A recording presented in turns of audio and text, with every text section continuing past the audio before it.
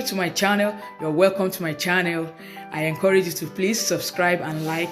And by the way, I love all the comment that is coming in. I appreciate every one of you for the comments that you've been giving and for the support to this channel. I say a big thank you to you all. And today again, as usual, I'm going to be giving you wonderful tips on how you can have the best out of your life. And I call it 5 must-have skills to changing your life. 5 must-have skills to changing your life. Friends, before I go to the topic of today, I need to share some perspective with you, and I need to encourage you and tell you that in this channel you are going to find courage, you're going to have succor, you're going to have support, and you're not going to be left alone. A lot of crazy things are happening out there. I need to let you know. Over 57 companies and organizations have filed for bankruptcy here in the United States of America. Over 33 million of Americans have lost their job. They have filed for unemployment. A lot of people committing suicide. The suicide rate is going up. People losing their mind. Crazy days. And out there, it looks as if everything is bleak. But I need to encourage you never to give up. Never to give up. To hold on and believe that we are all going to go through this season together. We are all going to get strong, and that together we'll weather this storm and we'll come out on the other side a better person. And if you are in this channel today and you can relate to this, have you ever in your life, you look at yourself in the mirror and you just wonder and see the picture you are seeing is just like a reverse of who you thought you would have been. You thought I would have gone further in life than this. And you thought, and you look at people on the social media and you see them, it's like they got it figured out. Their life just seems to be perfect. Everything just seems to be working out fine for them. And it's like every one of them doesn't seem to have any problem. And you begin to engage in limiting self-talk. You begin to see yourself as not good enough, as if you don't have what it takes to measure up. You look at them, it's like they've got it figured out. And you are wishing and you are saying to yourself, I wish I can have what it takes to be the version of myself that I have always longed for. I wish I can be a better mom. I wish I can be a better dad. I wish I can be a better entrepreneur. I wish I can learn tips that can make me be the best of the best. And you say, no, it's for those guys. It's not for people like me. And you telling yourself, I don't think I can. I want to stop you in that place you just mentioned you don't think so. And I like to share you a story, with you a story. To some of you that knows me, when I was growing up, the father figure was not there because my mom had me out of wedlock. And I was raised by my mom. And until later of when my mom remarried. But then, I had suffered from a lot of, what did I call it? Let me just say it. It was like a negative self of mine. I was having a kind of inferiority complex. I don't seem to believe in myself. And then after a while, I finished college.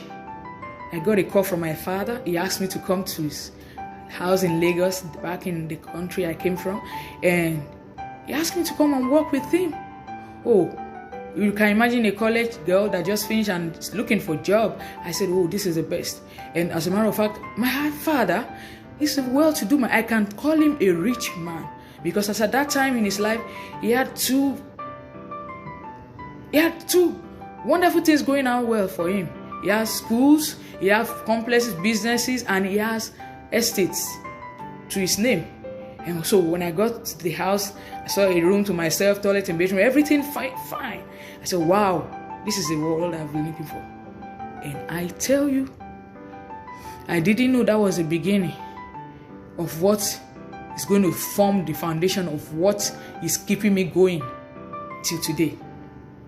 I started working in school as an administrator, and I assisted the accountant then to audit and to tidy the papers and do the administrative work, like getting to know students that have paid, administrative work, especially with regards to how the payments and money issue, financial, stuff like that. And close to the end of the day, this is way back 2016, 2017, and then 2006, and then that very day is going to be the end of the month, and the staff's going to be paid the salary, and he gave me the cash back home in the morning before leaving for his work, because he still works as an architect there. And he gave me all the money, and I counted it, confirmed it, and put it in my bag, and I off I go to my work, to the school. And between the last bus I took to get into school, I cannot explain how the money was stolen. This is a real life story. I lost the money. I got to school. I tried to go back to where I stopped the vehicle that took me to the school. Everything. My world was, what is this real? I'm talking about, like, then it was 150,000 naira. Then. And you know what? I gave him a call and I told him that this happened. I got the greatest shock of my life. My father told me, if I don't produce the money in the next 48 hours, I should not come back home. I thought it was a joke. And this was me. I've never lived in Lagos. This was my first time living in Lagos. I've all been in Ogun State, where I stayed with my mom. I live with my mom. Then he came home in the evening and he asked for me. And since to see me, he asked me, has the salary been paid? I said, no, I have not. He asked me to leave. I left the house that night. And I went to look for a friend of mine that lives somewhere not too far from the place where we lived. And I just cooked up a story to just allow her. You can't imagine people that have seen you living in a big house and telling people your dad this and that, and coming to tell them your dad sent you out of the house. It doesn't add up. I couldn't imagine it. I cried. I wept. I said, is this what I have come to do in Lagos?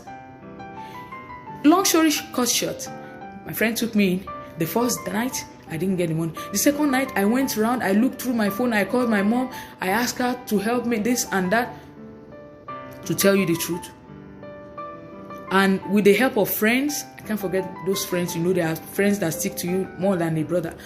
And some of my friends helped me. My mom sent me some money.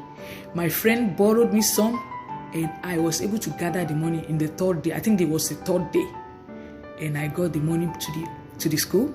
And all the salaries were paid. That experience, that single experience, I can never forget. I came out of that experience learning one thing. And that one thing is, no matter how tall your father is, you've got to grow your own height. So guys, you might have been looking at your life and thinking everything is off. And since then, when I had the opportunity to leave, when the school was on break, I just had to start my life afresh. That was when I went for my National Youth Service Corps, and from there, I didn't come back to my father's house. From that day, I just could not, because, it was one of the most painful moments of my life. And I began to think of myself. That experience taught me to begin to see life. I don't want to depend on this man to get to the desire. I look at myself, if I were to be a man, won't I figure out how I'm going to be a man, how I'm going to be able to survive, get married, be able to care for my family and cater for them? That experience took me on a journey to self-discovery. I started researching, I started reading books, I started developing myself during my service here. I didn't have all the time for party. I was more focused. I moved closer to God. I started living my life, beginning again. And I learned that I need to forgive him so that I can be free, because it took a long time before I could let go. That my father, my biological father, did this to me, revenge, and took back the money. And he didn't believe that the money was stolen. I think he didn't believe that. But today, I came out of that experience, and today I can tell you, I am living in my world now. I've been able to sit myself down and know what are the things that I needed to be the best of my life, that will not make me to go back to my father to be asking him to help me to survive. And that's what I'm going to be sharing with you today. I say that to encourage you that whatever circumstances and situation or events that have presented itself to you, either in your marriage, either in your finances, either in your business, in any state or phases of life you have found yourself, you can begin again and you can live the best version of yourself regardless of what has happened to you. And I want to start by sharing 5 tips that will help you not to go back into such life that I went through. I want to share those tips with you. And the first tip I want to share with you is believe in yourself. Deliver yourself from fear of other people's opinion. That's very important. Many of us, when we have good plans and good ideas that comes to us, we begin to talk about it with people that don't even have any correlation. People that they don't have any bearing in their life. Their life is, you can imagine, you want the best advice on marriage and you are going to the person that's divorced. You want the best advice on how to be successful, and you're moving with people that have not even taken any step to move forward in their life. They're going to discourage you. They're going to talk you out of it. They're going to tell you it is not going to be possible. By the time they begin the analysis paralysis, you are going to see yourself, this thing, can it really work? I don't even see myself in. I don't even believe in this small skill that I have. This one thing that I have, can it really take me anywhere? And you want to believe them. So I want to encourage you. The first thing you must do, don't believe in other people's opinion about you.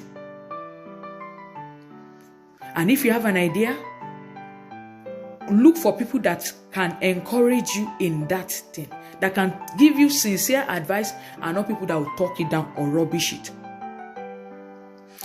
Because out there are so many negative people. In fact, the media, if you listen to news from morning to night, you can get crazy. It can be crazy. You can lose your mind. You can begin to think, man, everybody listen. No, let me just, I don't think it's possible. But I want to encourage you, please go for it. You have what it takes to live it. I'm going to quickly rush to the second point, and that is lack of focus and distraction. A lot of us are not focused. When you set your mind to do something, you should know that 1,001 reasons will be out there staring at you and telling you cannot do it. But I want to encourage you that put your mind on that thing. Be focused. Take away every distraction. Distraction, be it social media, be it friends that don't believe in that cause. It can even be whatever thing that anybody has said in the past. Please don't allow that to stop you. Be focused on it. And the third point is management of time. How do you manage your time? Some people waste time, some people spend time, and some people manage time well. These 3 sets of people that I've just analyzed get different results. And until you begin to manage yourself in time, and until you begin to use your time and spend it wisely, invest in your time. Invest your time in building yourself, in building your skill, in believing in yourself, in reading, in learning, and in doing so many things that can make you a better person. That is when you're going to see a positive result out of it. The next point I want to go into is, don't think problem, think of solution. If you have a problem at hand, the first point of call is for you to put the problem down in the paper and begin to look for people that have gone through such problems. Go and learn and research, how did they get out of the problem? Go and see the steps. That's why I advise you, read autobiography. Read the biography of people, great men in that sphere that you're having challenges, and see how they maneuver and get out of it on the other side. And before you know it, you can begin to see changes in your life. Now, the last thing I'm going to say, which is the last point, is average mindset.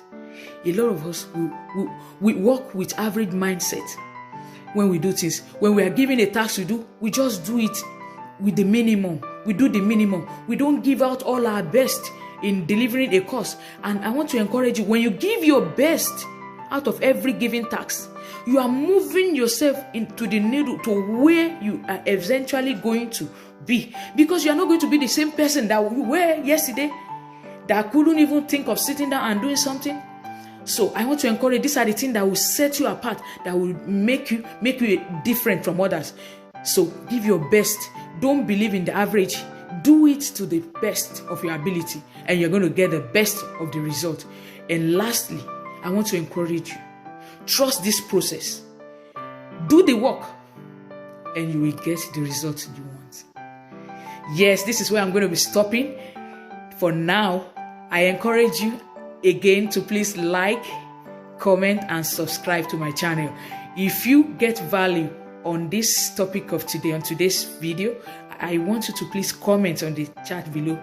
Give me the like, give me a good comment on the like, on the comment below, and tell me what is the point out of the 5 points that you think has been one of the reasons why you have not been able to move the needle forward in that area of your life that you have been desiring a change. And I encourage you never to give up. You are going to get the best out of this season. Thank you for watching.